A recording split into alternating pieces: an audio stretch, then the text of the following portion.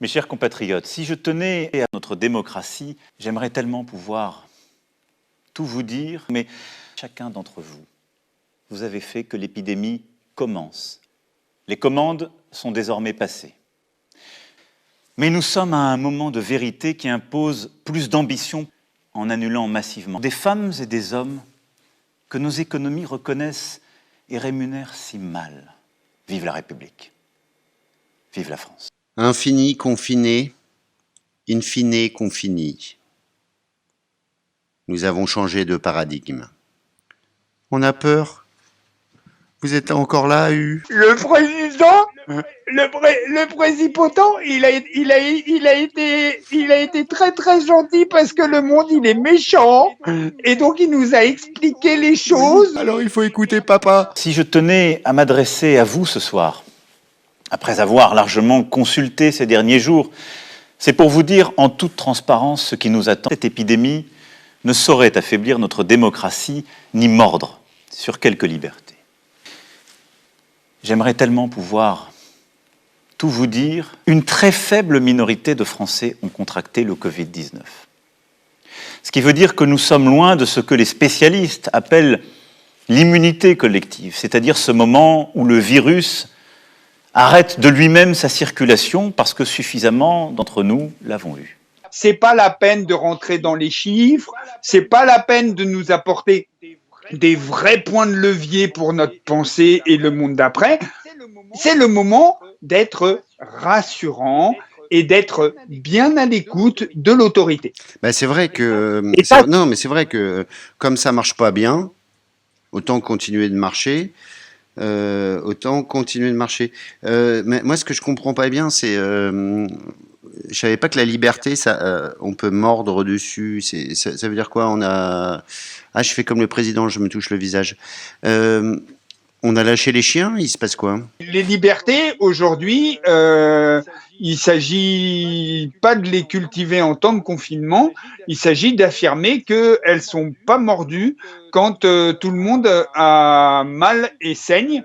Donc, à vous de me le dire. Hein. Bah, non, c'est à vous de me le dire, parce que moi, ce que je comprends pas, c'est que j'ai l'impression que ce monsieur, il est confiné, il est confiné de par lui-même, et à l'Élysée notamment. Enfin, il a une belle maison et tout, donc ça doit être sympa d'être confiné à l'Élysée. Quand on est président, le mordant des libertés, ça touche pas à la vraie vie, quoi. Parce que comme on est soi-même l'État et que l'État doit avoir la continuité, dans le confinement, lui, il doit rester dans la continuité. Sauf que pour tous les citoyens et pour nous tous, en fait, tous les Français, mais en fait tous les humains sur la planète, eh ben, ça commence vraiment à ressembler à une situation qui mord. Pourquoi précise-t-il qu'il parle en toute transparence? On peut pas vraiment lui en faire le procès parce que en réalité, c'est une affirmation positive. C'est quand on dit que on fait quelque chose que de toute façon on fait. Hein, on sait bien qu'ils sont toujours très transparents. Parfois, c'est même leurs idées qui sont transparentes.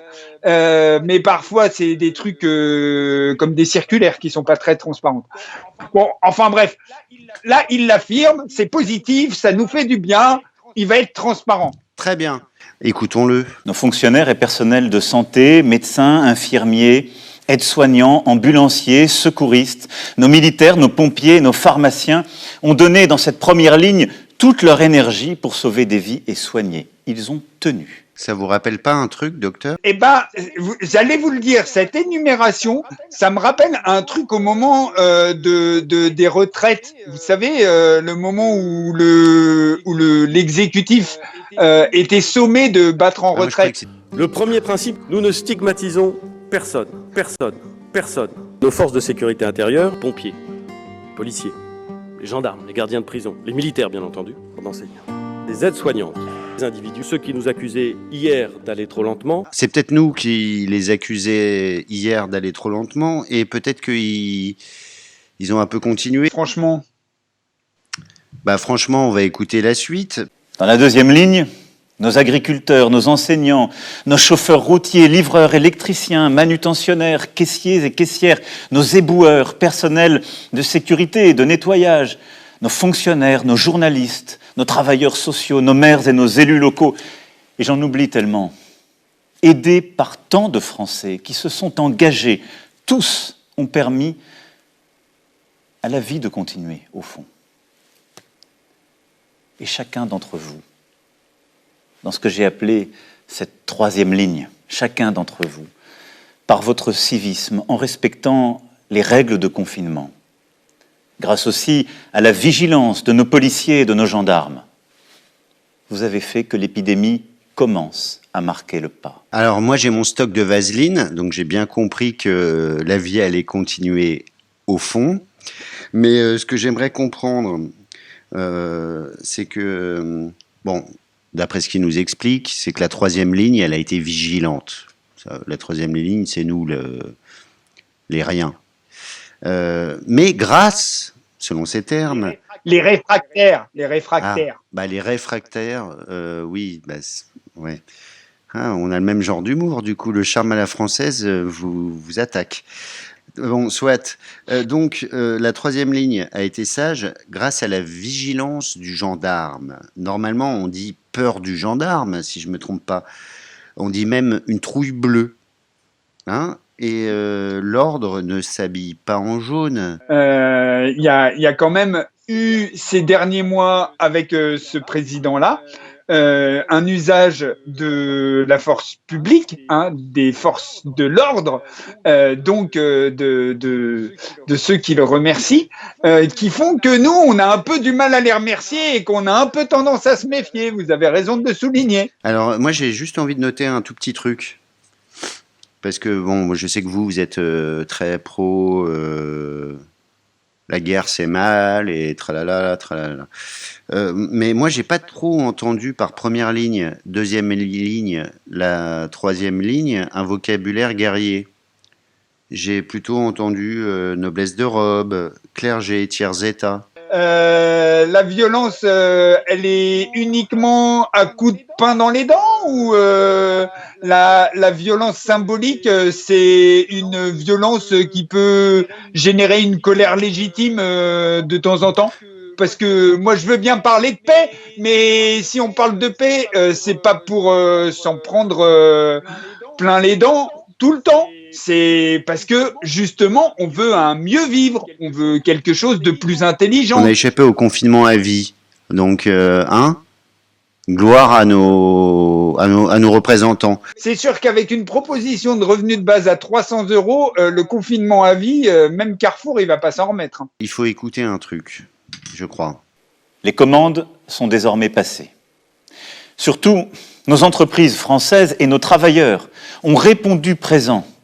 Et une production, comme en temps de guerre, s'est mise en place. Nous avons réouvert des lignes pour produire, nous avons réquisitionné. D'ici 3 semaines, nous aurons, imaginez-le, multiplié par 5 la production de masques pour nos soignants en France.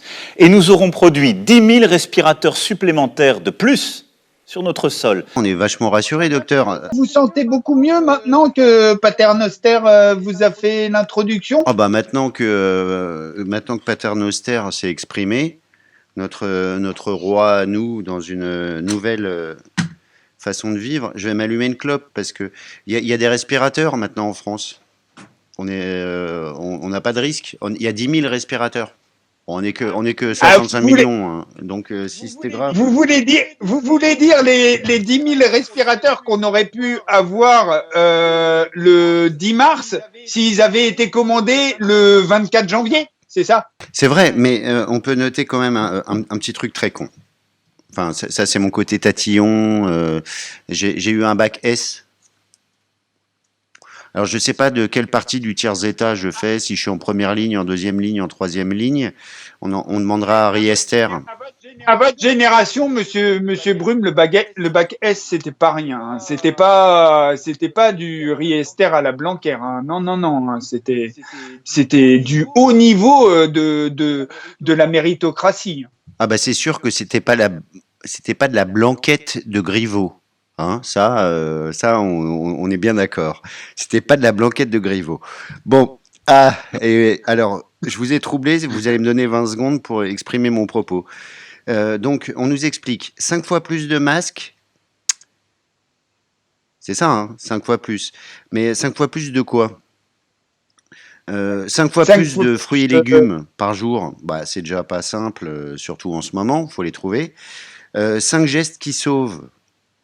Bon, en théorie, on doit pas être trop con pour les retenir, mais 5 fois plus de masques que pas assez. Raymond Devos avait beau dire que 3 fois rien, c'est déjà pas beaucoup, et qu'avec 3 fois rien, on pouvait déjà faire des affaires. C'est très intéressant l'histoire des affaires là, parce que les masques, les gels hydroalcooliques ont été produits largement dans ce pays, enfin plus largement que d'habitude depuis quelque temps, et c'est peu dire, en général par des PME qui faisaient autre chose. Les respirateurs, c'est les ingénieurs de Renault qui les ont mis en branle, sans se faire du charme à la française. Et tout ça, c'est de leur propre chef. Alors, quand ce cher Paternoster nous explique qu'il a réquisitionné, bon, c'est pas un peu tordre le réel et donner l'illusion de maîtriser l'autorité? C'est cette fameuse éducation au dénigrement qui veut que on mutualise les réussites et puis on socialise les défaites. Vous avez dit une phrase qui peut faire sens avec notre chronique d'après. En complément des gestes barrières que vous connaissez bien et qu'il vous faudra continuer à appliquer, très souvent,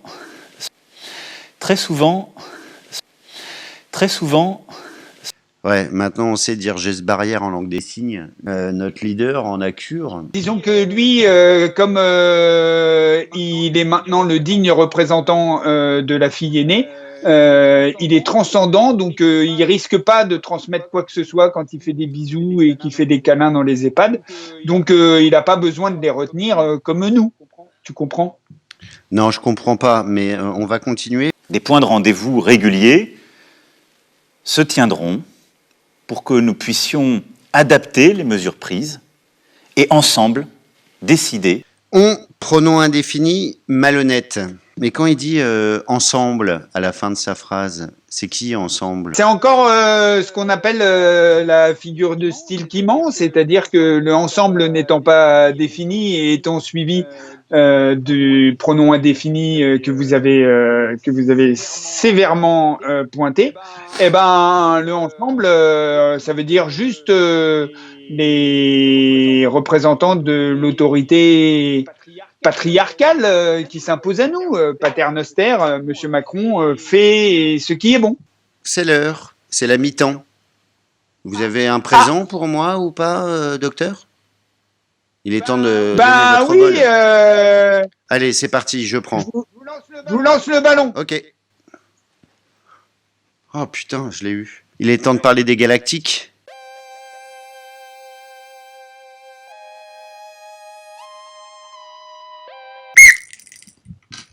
Ouh là là, quelle entame de match catastrophique, mon Jean-Mimi. Tout à fait, Thierry. Mais l'on se doit de garder raison. Nous n'en sommes qu'à la première mi-temps. Il reste de l'espoir, j'en suis sûr. Ah, ce qui est sûr, c'est qu'on n'est pas rendu. Et le moins qu'on puisse dire, c'est que c'était sacrément laborieux. Certes, quand on voit le prix des places dans le stade aujourd'hui, il y en a qui risquent de ne pas pardonner à cette équipe de baltringue. Faut dire qu'ils ont fait tous les mauvais choix avec leur arrogance habituelle. Bah effectivement, si bête Ndiaye en défense, c'est pas judicieux. Il faut bien croire que la bougresse, la surface de réparation, c'est vraiment pas son truc. Je vous le fais pas dire, mais pour faire les cadors dans les médias, il y a du monde.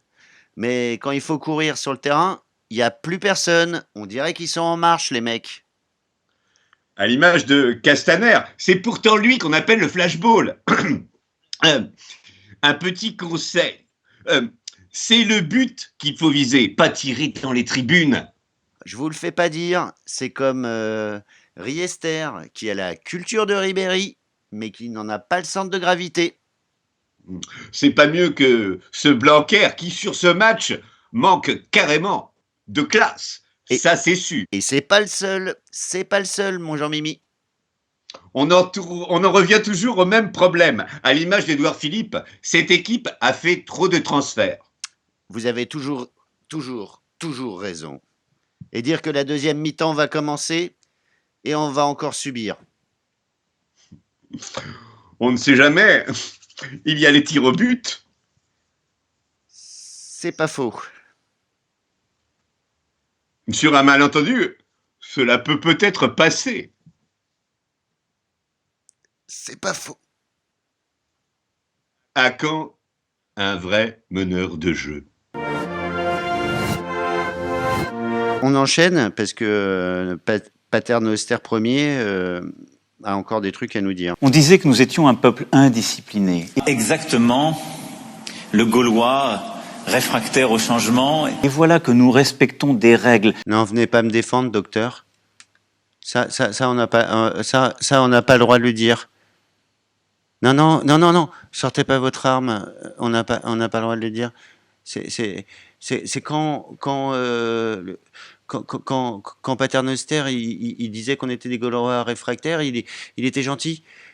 C'était pour faire une blagounette. Il faut penser sa liberté à travers l'obéissance. C'est d'une très très grande importance. Alors, écoutons là. Il faudra nous rappeler aussi que notre pays aujourd'hui tient tout entier sur des femmes et des hommes que nos économies reconnaissent et rémunèrent si mal. Sachons dans ce moment sortir des sentiers battus, des idéologies, et nous réinventer. Moi le premier. Ça, je vois que vous êtes équipé. J'ai bien vu ce qu'a failli vous arriver, Monsieur Bruma. Je veux bien être pacifiste, pour autant, j'ai pas dit que je resterais passif. Ok, je m'équipe aussi. Voilà, comme ça j'ai le droit d'aller au marché. Il faut. Non, mais rigolez pas. Moi, mon truc, c'est le déguisement. Hein. C'est pas la guerre civile. Moi, ce que j'aimerais comprendre, c'est quand il dit il faudra nous rappeler. Il faudra nous rappeler. Eh bien, je pense qu'il sera heureux qu'on lui rappelle. Ouais, parce que nous, on le réclame depuis un moment quand même. On le réclame. Nous. Et même, on va pas le faire sur la forme du pronom indéfini. On va faire, il va être important que nous lui rappelions que ça fait un moment que sur la base, effectivement, des textes comme la Déclaration universelle des droits de l'homme, la Constitution, nous lui disons très clairement que la revalorisation du SMIC, la revalorisation des métiers qui sont indispensables parce qu'ils font le creuset de la société, c'est-à-dire enseignants, soignants, et pourquoi pas artistes. Eh ben, c'est effectivement quelque chose que nous lui avons pointé, pour lequel nous avons fait des propositions. Nous, c'est plein de collectifs. Et ça va même jusqu'à des choses comme l'appel des appels. C'était clair. J'espère qu'on n'a pas été trop long. Bon, en même temps, Paternoster a laissé 2 minutes à la population pour remercier les gens qui sont, eux, en train de bosser pour qu'ils survivent, pendant que lui, il nous dit ce qu'il fera plus tard. Donc, voilà, j'espère que nous, on n'a pas été trop long et que c'était un peu informatif. C'était bien. Il y avait des... J'ai vu des mollesses, hein. J'ai vu des gna là. Et je me suis fait chier, vous voyez, comme rarement. Vous voyez ce que c'est se faire chier?